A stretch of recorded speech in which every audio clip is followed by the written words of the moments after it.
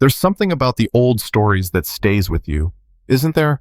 The ones your grandmother told while shelling peas on the porch, or your grandfather shared over coffee when the morning was still quiet. These weren't fancy tales with big words and complicated plots.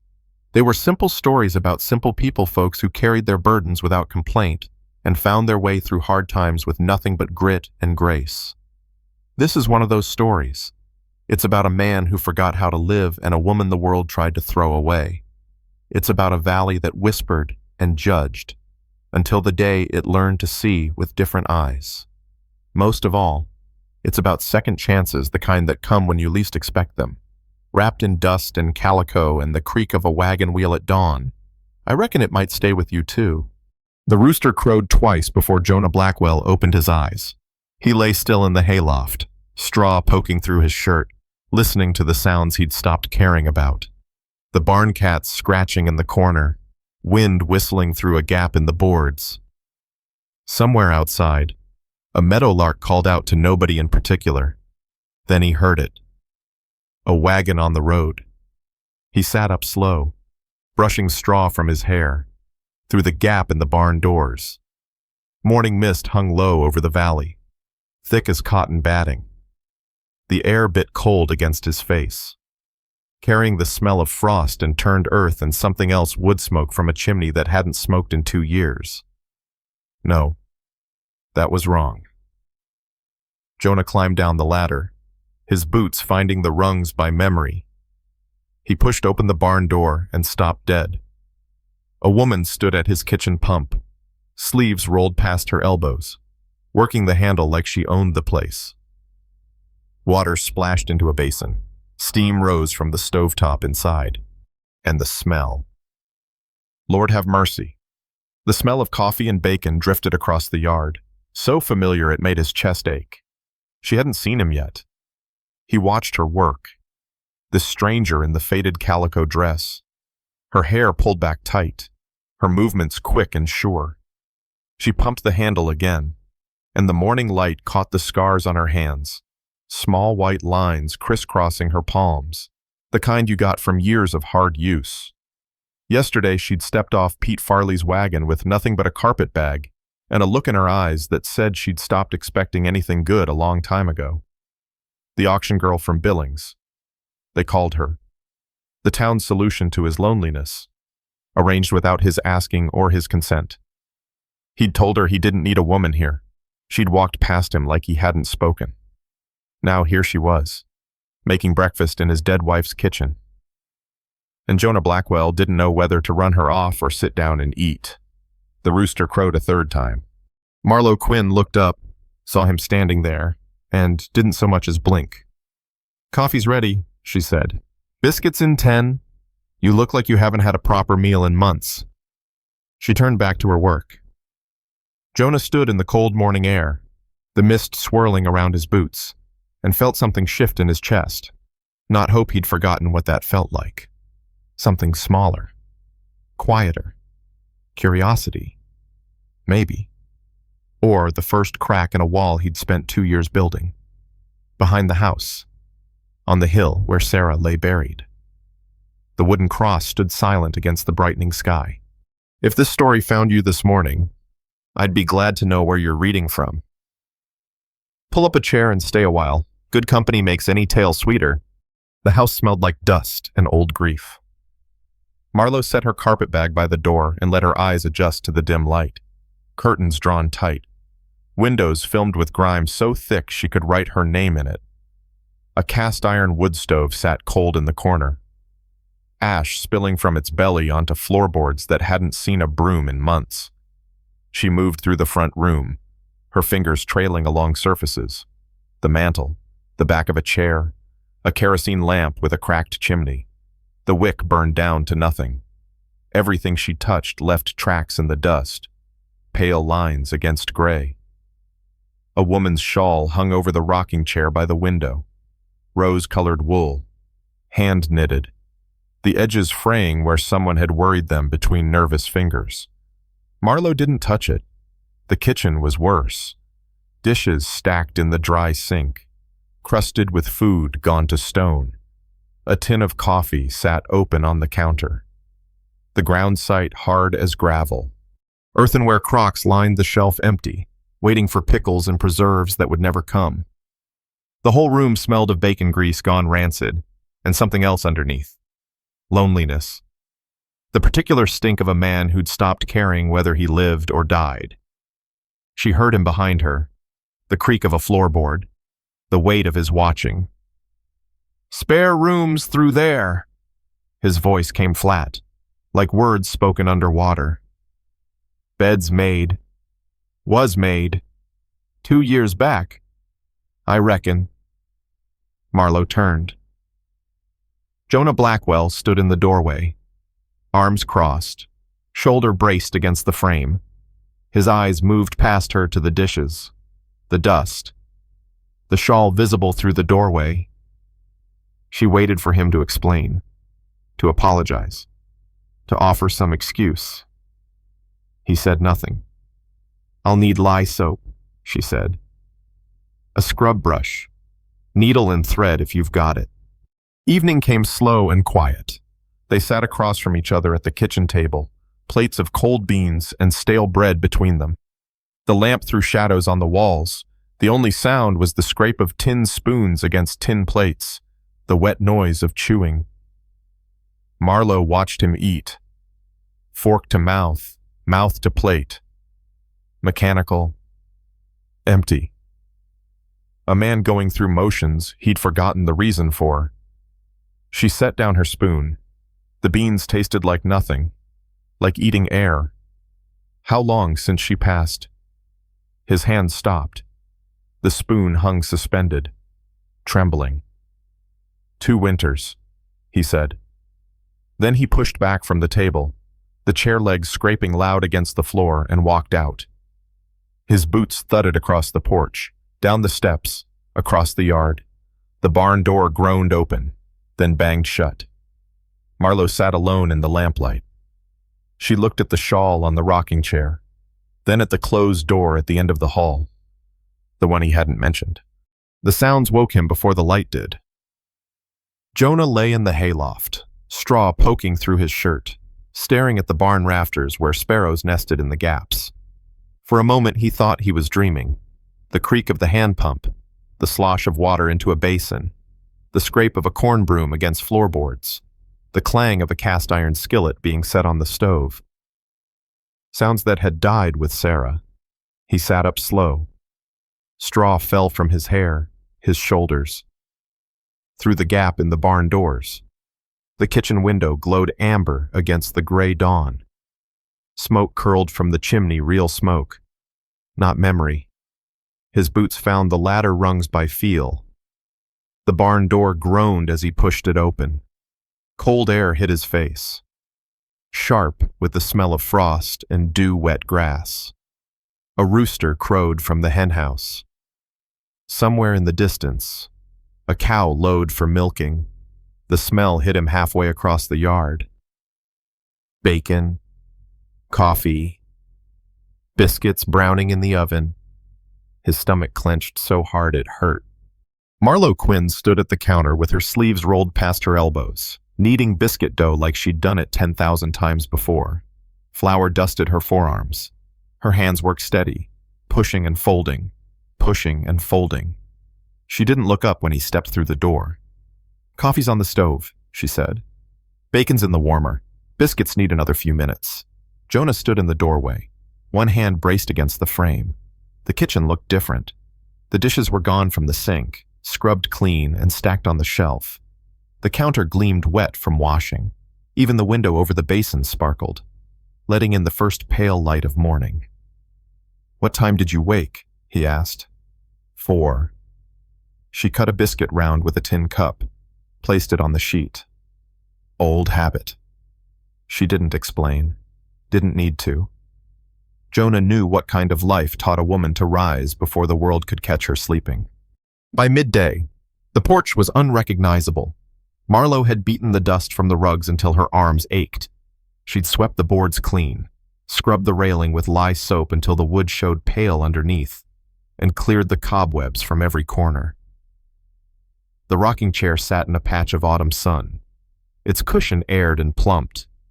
Jonah watched from the yard, a hoe in his hands.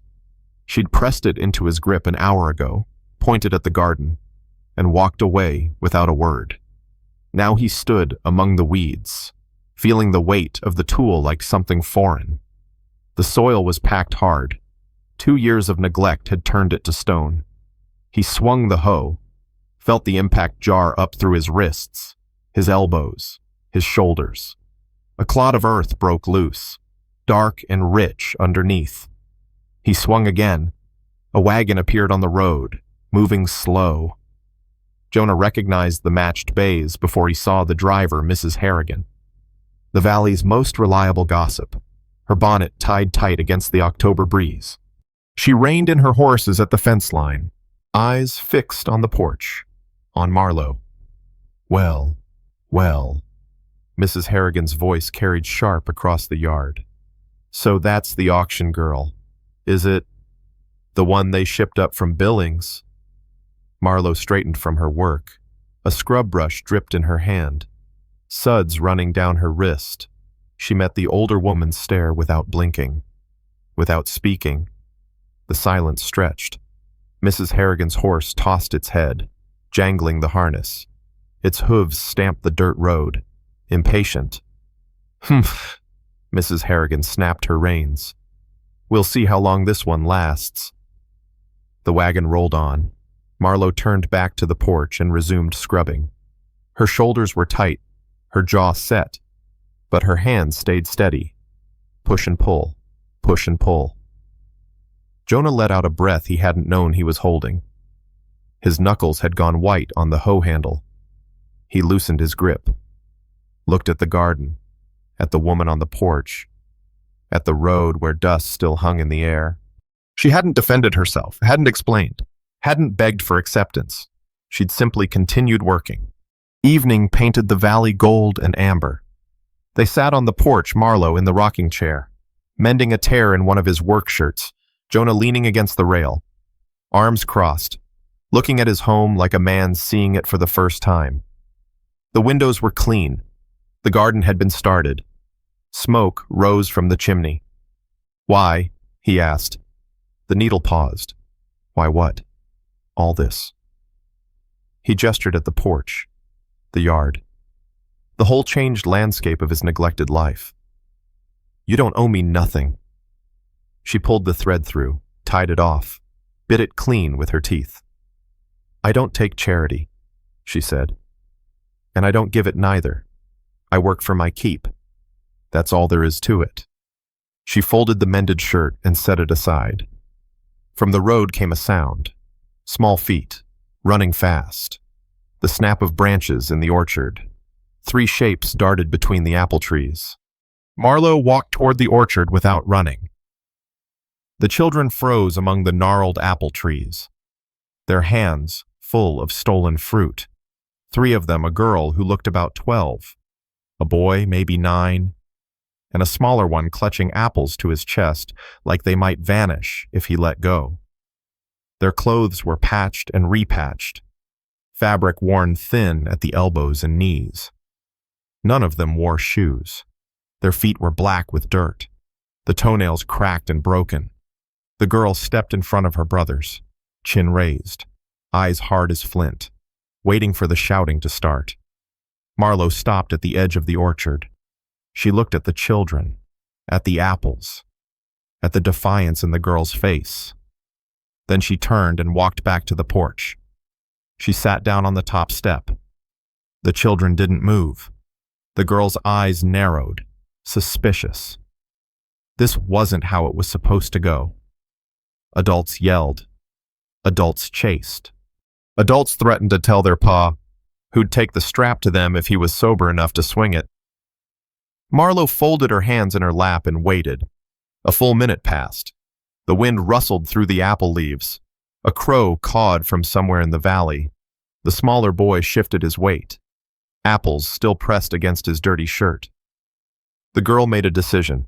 She walked out of the orchard, shoulders squared, and stopped at the bottom of the porch steps. Her brothers followed, hanging back like scared rabbits. "We ain't giving these back," the girl said. "We're hungry, And we ain't got nothing at home. Marlo nodded. I can see that. You gonna tell on us? Tell who? The question seemed to confuse her. She glanced back at the house, at the barn. The man who lives here. He's seen you before. I reckon. Marlo's voice stayed level. He never stopped you. The girl's jaw tightened. She had no answer for that. What's your name? Marlo asked. Silence. Then, grudgingly, Ruth. These here are my brothers, Samuel and Peter. The smallest one, Peter, edged closer to the steps. His eyes were fixed on Marlo's hands, resting on her knees. The scars there. Small white lines crisscrossing her palms and fingers. Some faded silver, some still pink. What happened to your hands, ma'am? Ruth hissed at him to hush up. But Marlo was already looking down at her own palms. She turned them over, studying the marks like she'd forgotten they were there. Spilled hot things, she said. Coffee, grease, soup from the kettle. When I worked serving in the saloons. She closed her fingers. You learned to hold the tray steady after a while. Peter nodded slow, like this made perfect sense to him. You three eat anything today? Marlo asked. Ruth's chin lifted higher. We don't need no charity. Didn't offer none. Marlo stood, brushed off her skirt. I've got chores need doing, firewood to stack, eggs to collect, water to haul from the pump. You work, you eat. Fair trade. The girl stared at her. You serious? I don't joke about food. Never have. Ruth looked at her brothers. Samuel shrugged, uncertain. Peter was already climbing the porch steps, apples forgotten, drawn by the smell of something warm drifting from the kitchen molasses cookies. Baked that morning, cooling on the shelf. Fine, Ruth said, but we ain't staying long. They stayed 3 hours. Marlo fed them at the kitchen table biscuits with molasses, cold ham sliced thick, buttermilk so fresh it still smelled of the cow. She watched them eat. Really eat. The desperate way of children who didn't know when the next meal would come. Their hands shook as they reached for food. Samuel stuffed his mouth so full his cheeks bulged. Peter licked his plate clean, then looked up guilty, waiting to be scolded. Ruth tried to pace herself, tried to keep some dignity, but her hands trembled when she reached for a second biscuit. When the food was gone, Marlo put them to work. Ruth stacked firewood with grim efficiency, her thin arms straining under the weight. Samuel hauled water without complaint, slopping half of it on his bare feet. Peter collected eggs, handling each one like it was made of gold. Jonah watched from the barn doorway. His hands hung loose at his sides. As the sun touched the ridge, Ruth gathered her brothers. We'll come back tomorrow, she said. It wasn't a question. I'll have work, Marlo answered. The children walked down the road toward the leaning house with the collapsed fence. Marlo watched until they disappeared over the rise. Jonah crossed the yard. He climbed the porch steps, said nothing, and held out a cup of water. She took it, drank. Her hand trembled against the tin. A rider appeared on the road, coming fast from town. Sunday morning came bright and cold. Jonah hitched the wagon while Marlo changed into her cleanest dress, the same faded calico, scrubbed and pressed the night before. She climbed onto the seat beside him without a word, pulling her shawl tight against the October chill. The horse's breath came in white puffs as they started down the road. The ride to Sagebrush took the better part of an hour. They passed homesteads and open rangeland, other wagons heading the same direction, families dressed for church, children squirming in their Sunday best. Every driver nodded at Jonah. Every pair of eyes slid past Marlo like she was made of smoke. She kept her hands folded in her lap and her gaze straight ahead. The general store sat at the center of town, a weathered building with a false front and a hand-painted sign that read, Henderson's Mercantile. Jonah tied the horses to the rail and helped Marlo down, his hand rough and brief against hers. The bell above the door jangled as they entered. Conversation stopped dead. The smell hit Marlo first, coffee beans roasting in a burlap sack. leather from the harness display, pickle brine from the barrel by the counter, and underneath it all, the dusty sweetness of dry goods sitting too long on wooden shelves. The floorboards creaked under her boots. A dozen faces turned toward her, women in bonnets examining bolt fabric, men leaning against the counter with their coffee cups, the shopkeeper's wife behind the brass scale with her mouth pressed into a thin, hard line. Marlowe walked to the dry goods shelf. She picked up a tin of baking powder, examined it, set it in her basket. Her movements were steady, unhurried. She might have been alone in an empty room. Behind her, whispers started, low, ugly. That's her, the auction girl from Billings. I heard she worked the saloons down south. You know what kind of work. Some nerve, showing her face in decent company. Marlowe's fingers tightened on the basket handle. She reached for a sack of flour, testing the weight, keeping her eyes on the shelf. The shopkeeper's wife, a thin woman with a pinched mouth and eyes like two chips of coal, stepped closer. Can I help you find something? Her voice dripped with false sweetness. I'm managing just fine, ma'am. I'm sure you are. The woman's gaze traveled down Marlowe's dress, her worn boots, her work-roughened hands. Women of your sort usually do, if you catch my meaning. A man by the window laughed low and coarse. His eyes crawled over Marlowe's figure, lingering where they shouldn't. Bet she knows all sorts of ways to manage, don't she? Jonah was across the room before the man finished speaking. He didn't touch him. Didn't need to. He just stood there, close enough that his shadow fell across the man's face, close enough that the coffee cup trembled in the man's hand. You want to say that again? Jonah's voice came out quiet. Dangerous. The man's smirk died. He looked away first. Jonah stayed where he was until the silence turned uncomfortable, until other customers found sudden interest in the merchandise on the shelves. Then he walked back to Marlowe and took the basket from her hands. We're done here, he said. Outside. The autumn air felt clean after the stuffiness of the store. Marlowe stood by the wagon, arms wrapped around herself, waiting while Jonah loaded their supplies. Her face showed nothing, but her hands shook. An older woman approached from the direction of the church, small, silver-haired, dressed in widow's black, Mrs. Tucker, the preacher's widow. She walked with a cane but moved quick, her eyes fixed on Marlowe. You're the new one at the Blackwell place. It wasn't a question. Marlowe nodded. The old woman pressed something into her hand, a small package wrapped in brown paper.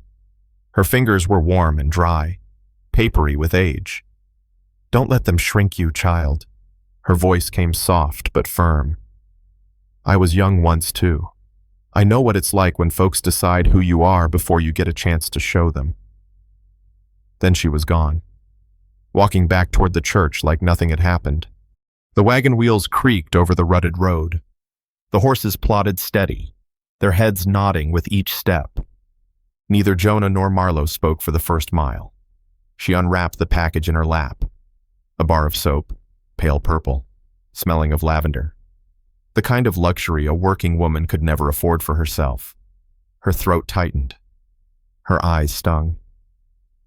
Mrs. Tucker, Jonah said, not looking at her. She's like that. Always has been. Marlowe pressed the soap to her nose, breathed in the scent.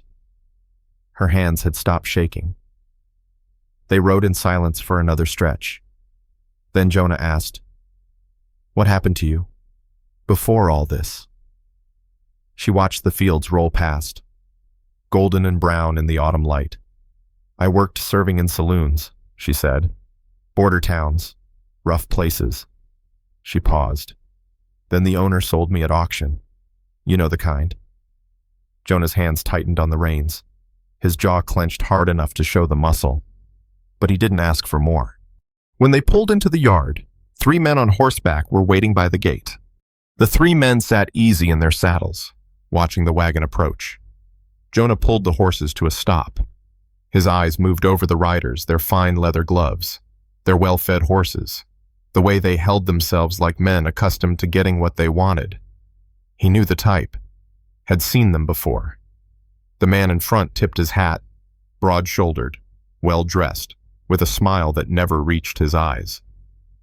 "Mr. Blackwell, been a while since we talked." "Garrett." Jonah's voice was flat as creek stone.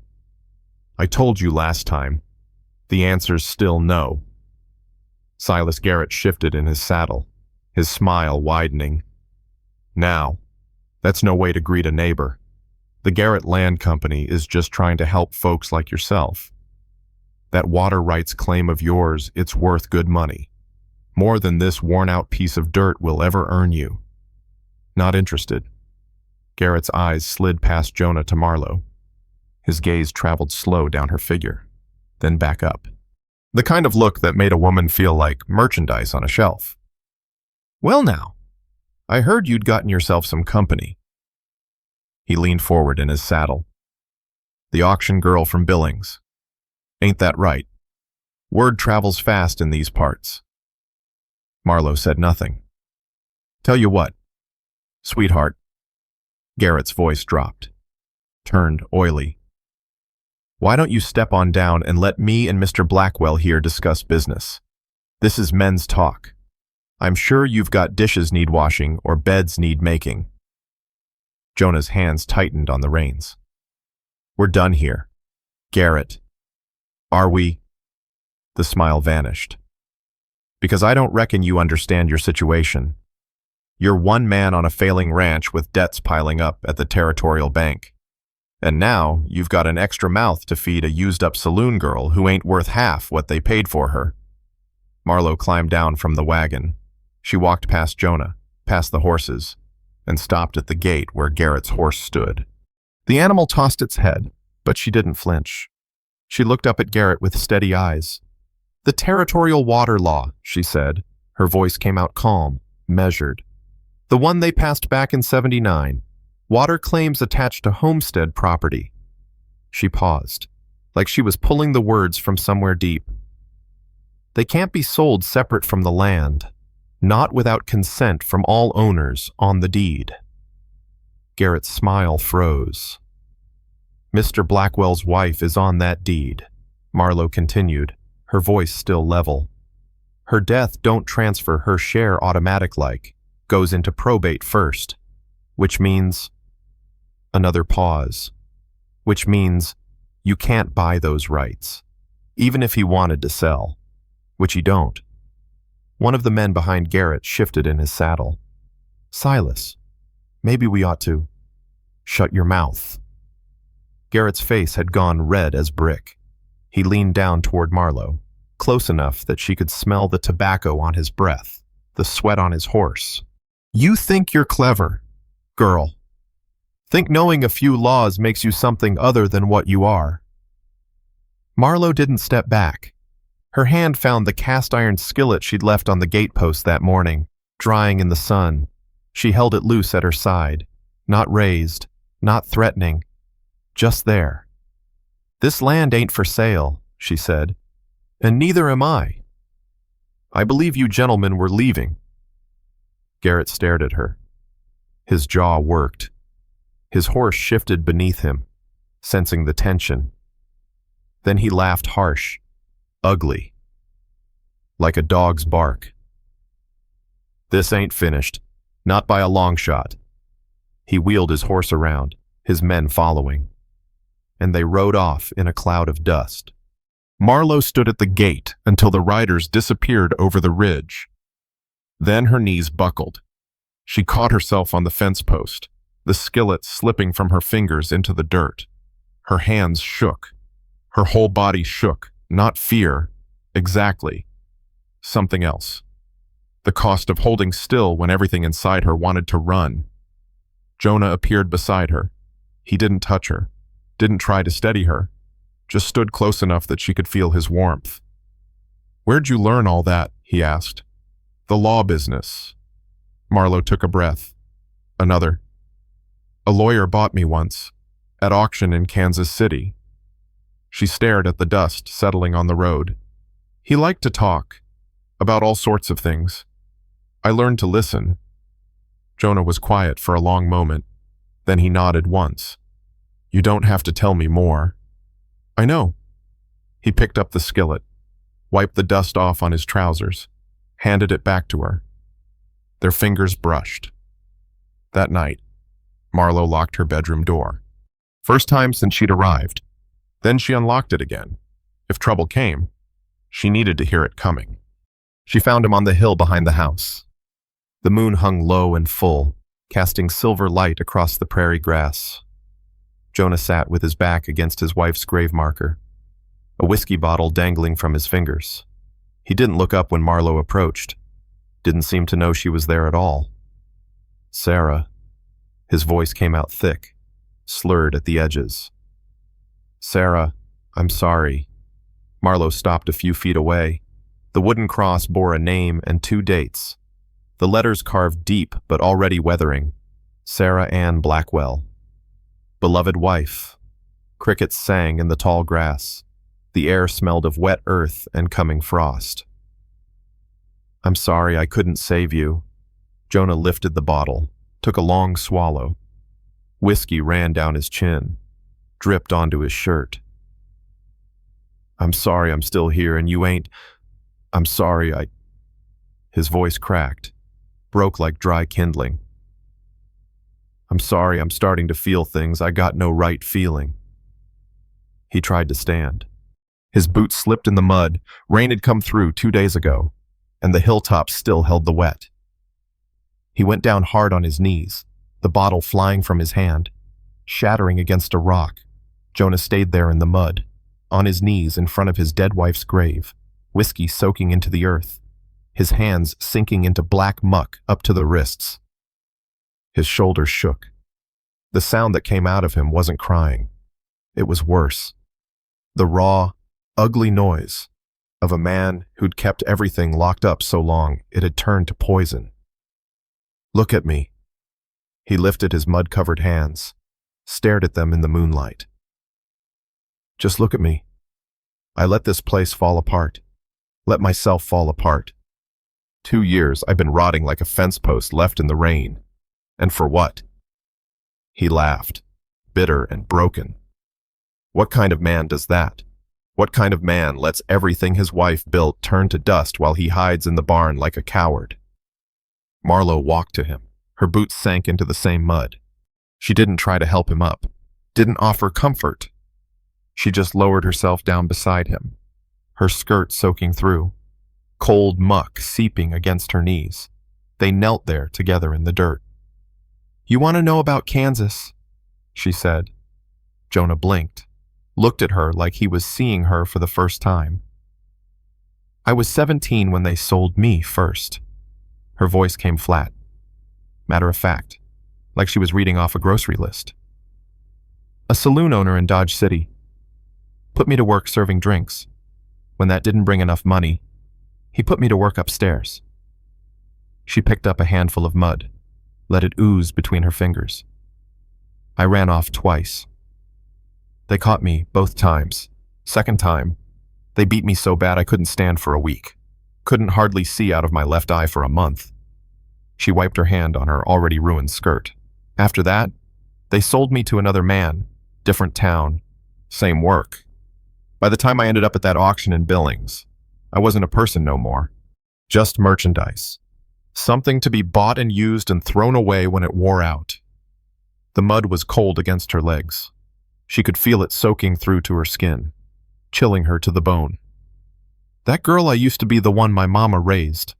The one who believed things could be good, she died somewhere on a road in Kansas. I don't even remember where exactly. Just woke up one morning, and she was gone. Marlo looked at her mud-caked hands, at the scars that mapped her palms. So, when you ask what kind of man lets himself fall apart, I don't know. But I know what kind of woman does. She's sitting right here in the mud beside you. Jonah stared at her. His mouth opened. Nothing came out. I don't know how to be somebody worth staying for, he finally said. I never learned how. Marlowe was quiet for a long moment. A coyote howled somewhere in the valley, thin and lonesome. "I don't know either," she said, "but I'm still here." They sat in the mud in the moonlight until the cold seeped into their bones. Neither spoke. Neither moved. When they finally walked back to the house, smoke was rising from the direction of town.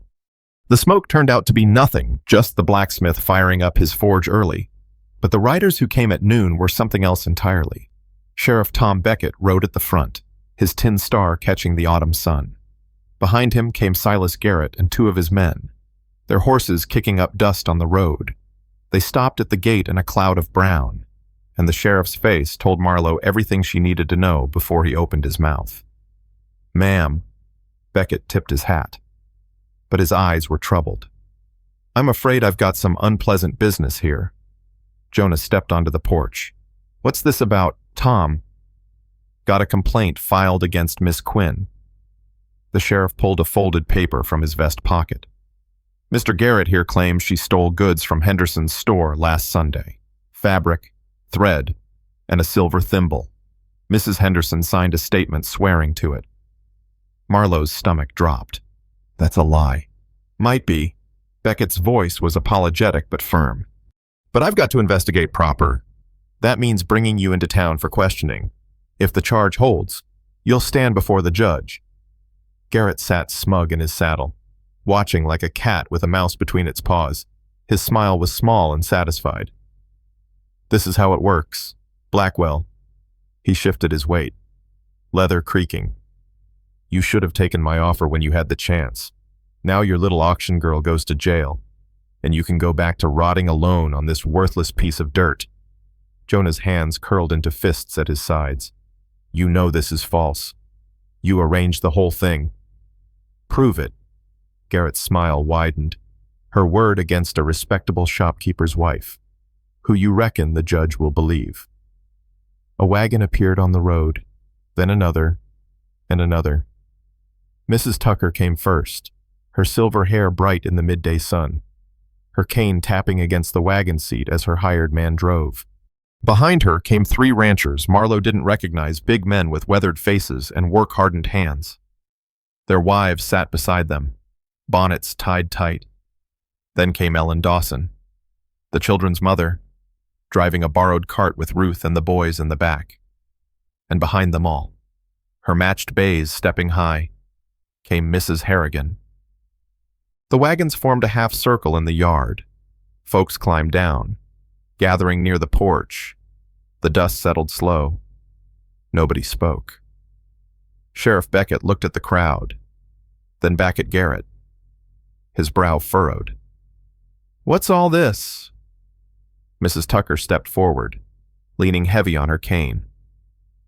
"We heard there was trouble out here. Thought we'd come see for ourselves." "This is law business," Garrett snapped. "None of your concern. It's our concern when someone tries to run an innocent woman out of the valley." This came from one of the ranchers, a big man with a gray beard and hands like shovels.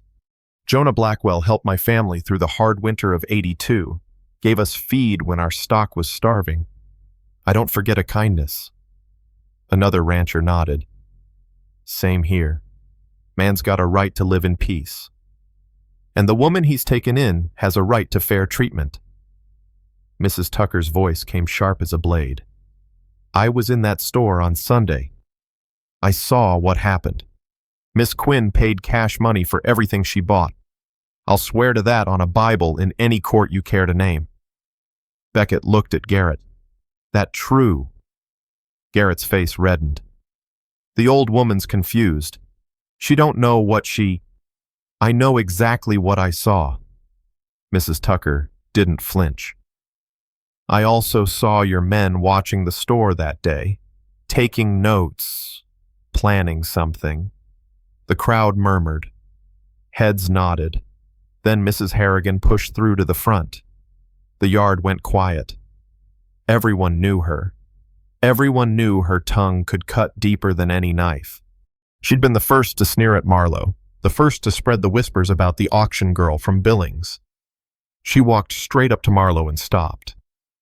I've been watching you this past week, she said, her voice carried in the silence. I saw you scrub that porch on your hands and knees till they bled. I saw you feed those Dawson youngins when their own daddy couldn't be bothered. I saw you work harder in 7 days than most folks do in a year.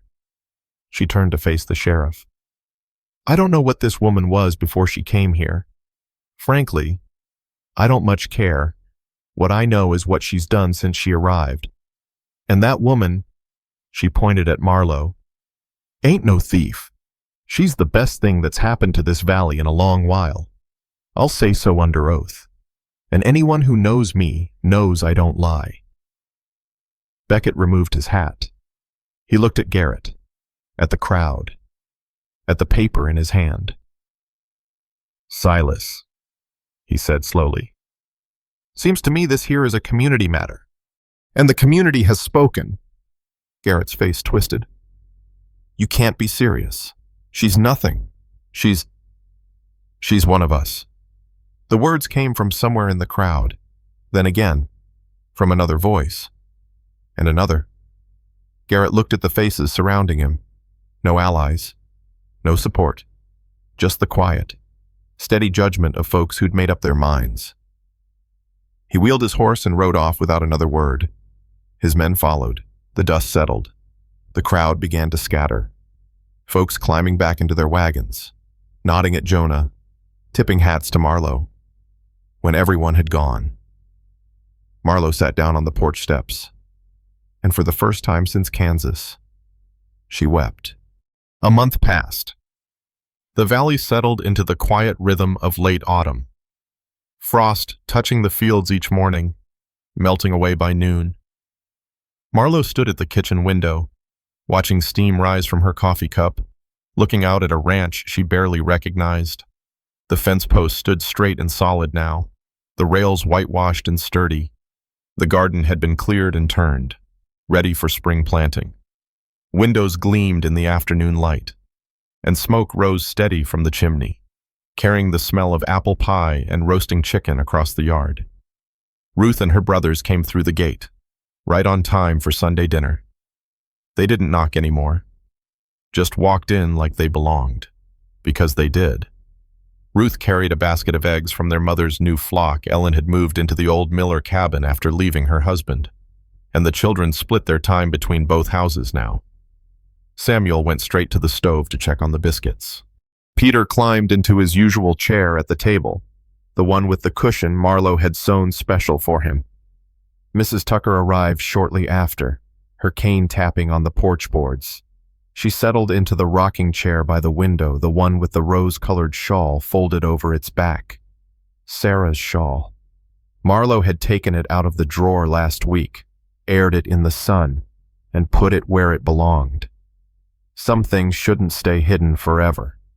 Dinner was loud in a way this house had forgotten. Forks scraping plates. Children arguing over the last biscuit. Mrs. Tucker telling stories about the old days, when the valley was nothing but grass and sky, and the occasional crow hunting party passing through. Jonah laughed at something Samuel said, a real laugh. Rusty from disuse, but genuine. Marlowe watched from the kitchen doorway, a dish towel in her hands. This was what she'd built.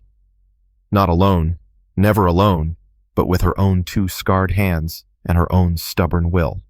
A place where children ate their fill, where an old woman found company, where a broken man remembered how to smile. Evening came soft and golden. The children had gone home. Mrs. Tucker's hired man had collected her in his wagon. The dishes were washed and put away. The kitchen swept clean, the lamps lit against the gathering dark. Marlowe sat in the second rocking chair on the porch, the one Jonah had built last week, sanding the wood smooth, fitting the joints tight, her shawl wrapped around her shoulders, the one she'd knitted herself from wool bought at Henderson's store, not rose-colored, blue, like the Montana sky in summer. Jonah settled into the chair beside her. The wood creaked under his weight. He didn't speak right away, just sat there looking out at the valley, at the stars beginning to show above the eastern ridge. "Winter's coming," he said finally. "I know. Gets cold out here, Snow piles up, roads close for weeks. He paused. Gets lonesome. I've known lonesome. He was quiet for a moment. Then, will you stay through the winter? Marlowe looked at the land spread out before them. The mended fences, the tidy barn, the smoke rising from chimneys across the valley. Neighbors she knew by name now. I reckon I will, she said. Jonah reached into his pocket. His hand came out closed around something small. He didn't look at her as he set it on the table between their chairs. A ring, gold, worn thin in places from years of wear. Sarah's wedding ring. I couldn't bury it with her, he said. His voice came rough. Couldn't let it go. Marlowe looked at the ring. The lamplight from the window caught its surface, made it glow warm. Whenever you're ready. Jonah's words came slow. Careful. If you ever are. No rush. No debt owed. I just wanted you to know. He stopped. Started again. I just wanted you to know the offer's there. He stood up, walked down the porch steps, and crossed the yard toward the barn, giving her space, giving her time. Marlowe sat alone in the cooling evening. Somewhere a dog barked. A child called out for supper. She reached out and touched the ring with one finger. Cool metal. Worn smooth by years of love. Then she slipped it into her pocket, close against her heart, and kept rocking. The stars came out one by one, and the valley settled into darkness. And somewhere in the distance, a coyote sang its lonesome song to the rising moon. There's a heaviness that lingers after a story like this. A quiet ache somewhere between the chest and the throat that doesn't ask to be named or explained. It simply sits with you. The way old memories do on autumn evenings, when the light fades slow and the house grows still. Many of us have carried something we couldn't speak aloud. Some of us have waited years to be seen, truly seen by another person. Perhaps you've known what it feels like to rebuild yourself in silence. One small act at a time. When nobody was watching and nobody thought to ask if you were all right. Perhaps you've also known the strange grace of being claimed by people who had no obligation to claim you. Folks who simply decided you belonged. These feelings don't need to be resolved tonight. They're allowed to rest, unfinished. The way some things in life just are. It's all right if something stirred up in you that has no words yet. Not everything needs understanding. Some things only need holding. Thank you for staying until the end. Thank you for listening with your whole heart.